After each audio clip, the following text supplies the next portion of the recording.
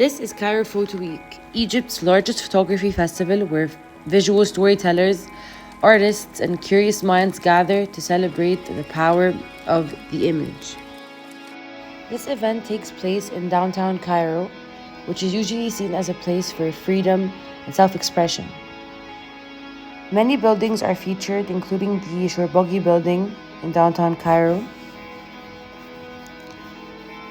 the factory in downtown Cairo, AUC El Tahrir,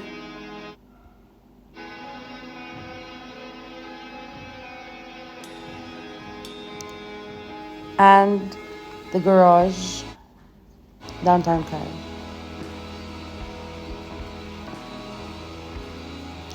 Cairo radio station. There are many exhibitions showing the history and many more iconic historical factors of Egypt, like law, judges, and so on.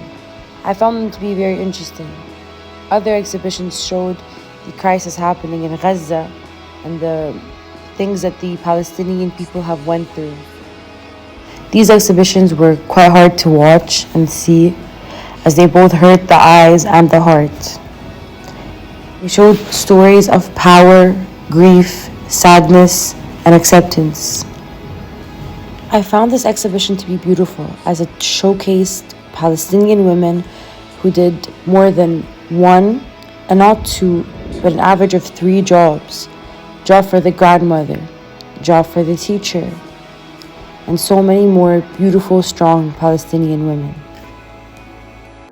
The exhibition showed photos of immigration and the struggles of having to go through that.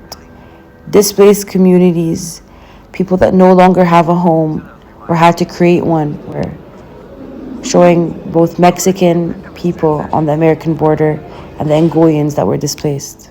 Another one I found really interesting was Yasser Alwan's tribute. Yasser Alwan was a photographer that captured real-life people from all different classes, backgrounds, and lives.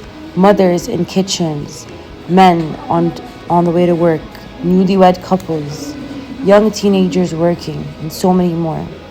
I found it really interesting how he somehow captured them all in their real essence without dominating them in a way. It's as though, as he saw people for who they were, so did his camera.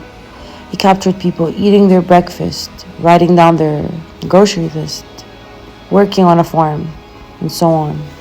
Now, on to the exhibition I decided to cover. The first one is the music box. Curated by Nirvana Babars, this shows how music genuinely affects people, how music is not just a hobby, it's a fundamental, a foundation in culture and history.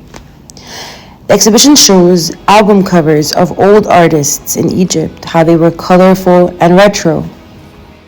The exhibition featured people like Mustafa Amar, Tamer Hosni, and many more. They also had a part of the exhibition that was dedicated to the newer Egyptian artists, rappers, and people like Amir Eid from the band Kairouki. It featured old plays that incorporated music, and that music was the main highlight of the show.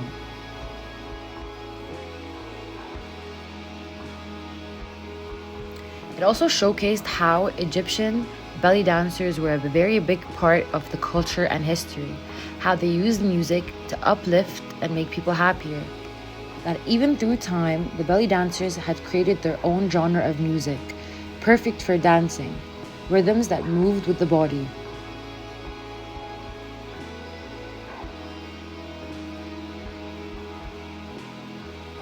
The exhibition also featured a dark room. This dark room can be made completely dark to allow the processing of light-sensitive photographic materials.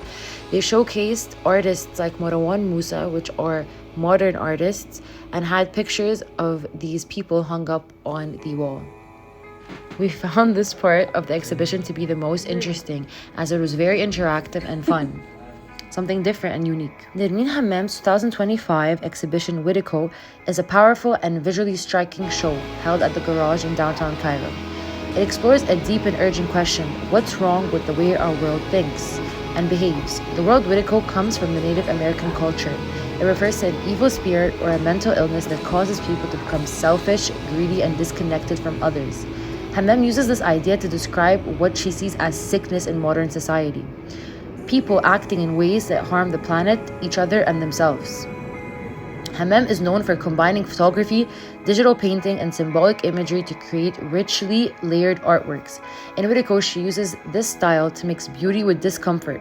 Her images often feel dreamlike or surreal. What seems peaceful at first may actually show something very disturbing underneath. The exhibition explores how people have lost empathy, connection, and how nature is being destroyed for profit. How we're spiritually disconnected and emotionally numb. This exhibition is not about showing problems. Hammam also wants the viewers to reflect, question, and maybe even change.